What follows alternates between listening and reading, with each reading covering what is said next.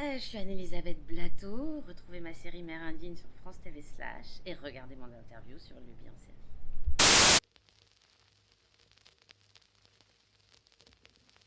J'écris depuis très très longtemps, hein, mais j'ai beaucoup écrit pour le théâtre. Voilà. L'écriture, c'est quelque chose. Voilà, je dis pas que je sais le faire, mais en tout cas, c'est à peu près dans mes cordes. Parfois, j'y arrive. Et j'ai toujours écrit pour jouer. Voilà, donc, au départ, je suis comédienne et je vais être comédienne. Et je me suis mise à écrire pour faire des scènes ouvertes, essayer de me faire connaître. Voilà, donc non, auteur c'est depuis longtemps et réalisatrice c'est vraiment c'est uniquement parce que un réalisateur sur un tournage c'est Dieu, c'est lui qui décide, qui fait les choix et on peut pas remettre sa parole en question. Heureusement, enfin c'est le chef du bateau, c'est le chef d'orchestre, voilà, c'est lui qui décide comment on va jouer, comment on va tourner, quelles sont les intentions. Et quand j'ai fini d'écrire, de coécrire Mère Indigne, je me suis dit que je pouvais pas ne pas avoir mon mot à dire pendant cette semaine de tournage. Et le fait d'être co-réal vous donne voilà, la crédibilité par rapport à une équipe. On vous écoute, on vous dit ah ok d'accord tu préfères ça. Donc c'était je pouvais pas ne pas être à l'artistique sur cette série.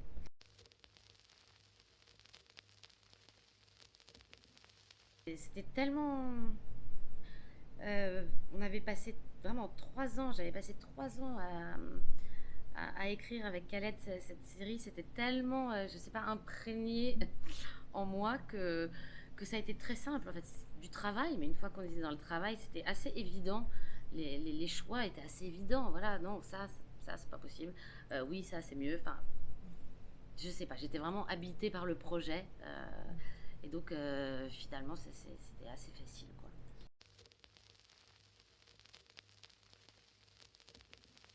Je voulais vraiment parler de ce que c'était d'être mère aujourd'hui, la pression qu'on avait. C'est-à-dire qu'il faut être cool euh, et autoritaire, il faut être aventureuse et prévoyante. Des injonctions contradictoires comme ça qui font qu'à un moment donné, on sait plus, on explose. On doit penser à soi, mais pas trop non plus, parce que on est là pour penser à son enfant ou à ses enfants. Il faut être une bonne épouse, il faut être une bonne collègue, il faut être une bonne amie. C'est pas possible. En fait. Aucun être humain ne peut supporter tout ça. Et donc Rachel explose à un moment donné.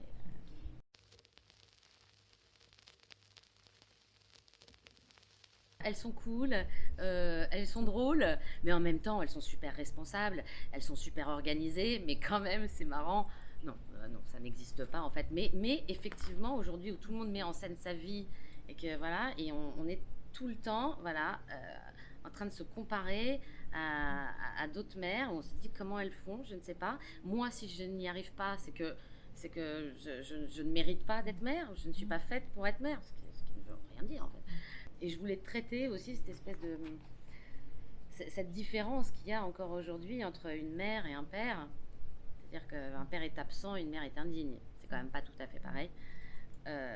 Et quoi qu'on fasse, quand on est mère, c'est plus grave que quand on est un père.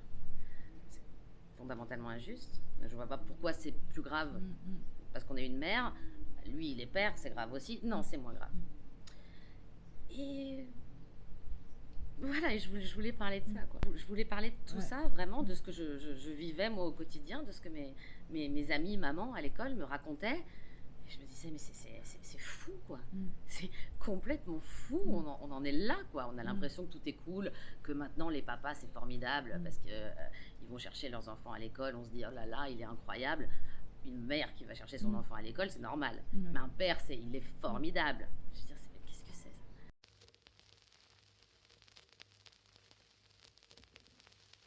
Il est présent, mais il met aussi une pression sur sa fille pour qu'elle soit la meilleure, pour qu'elle travaille bien, pour que voilà, il faut que ses cheveux soient bien brossés, il faut qu'elle soit impeccable, il faut qu'on soit à l'heure, il faut que à quel moment on s'amuse, à quel moment on laisse aussi son enfant s'épanouir, vivre. Enfin voilà, ça c'est des questions d'éducation aussi. Qu'est-ce qui vaut mieux, quoi?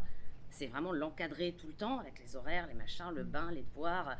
ou de temps en temps, voilà, s'amuser un peu. On se dit, oh bah ce soir, on sait pas quand on se couche. Voilà, donc lui, il est présent, mais il est quand même assez étouffant, Ouais. finalement, pour la petite. Il est pas très marrant, quoi. Ouais. Ce père, il est pas très marrant.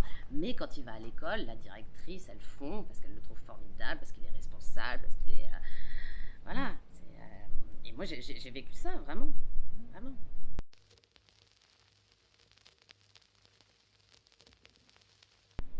Après, on a toujours des ambitions, sinon on n'écrirait pas et on n'essaierait pas d'interpréter des personnages comme ça. Mais je voudrais que, je sais pas, après avoir vu la série, je sais pas, qu'on nous lâche un peu, quoi. Voilà, qu'on nous laisse un petit peu respirer, ouais, qu'on arrête de nous dire ce qu'on doit être, ce que c'est d'être une bonne mère. Moi, je connais pas de mère indigne, je connais que des mères. Des mères courage, des mères qui font absolument tout ce qu'elles peuvent, qui courent toute la journée et qui dorment 4 heures. Euh, ouais, qu'on nous lâche un petit peu. Ouais, qu'on nous laisse respirer, qu'on nous laisse vivre et qu'on arrête